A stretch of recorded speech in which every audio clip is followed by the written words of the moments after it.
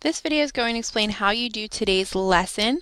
So instead of having our live class together, since I am not in the office today, you will complete a lesson that deals with something that we talked about in class on Wednesday. So if you go to your calendar and click on today's lesson, open it up in the Google Classroom, it'll take you to this page here in our Google Classroom, Ethics in Research. Today you're going to use the information that we discussed briefly in class on Wednesday, and you will dive a little bit deeper into one of the studies, one of the experiments that we talked about in class Wednesday. So everything you need is right here in this Google form. Click that to open it up, and this is the page you'll land on. You're going to choose one experiment to explore more fully, and we talked a little bit about these on Wednesday in class. If you missed that, you can go back and watch the recording. You can either choose the Milgram experiment or the Stanford Prison experiment.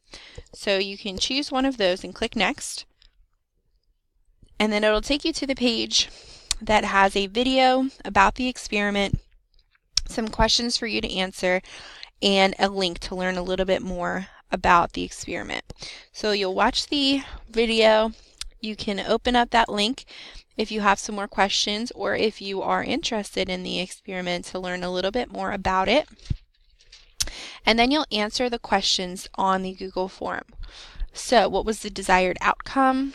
What were the ethical issues that surfaced in the experiment? And do you think that the experiment could be conducted today? Why or why not? After you answer those questions and you submit, you'll just go back to the Google Classroom and click Done. I want to show you the Stanford Prison experiment.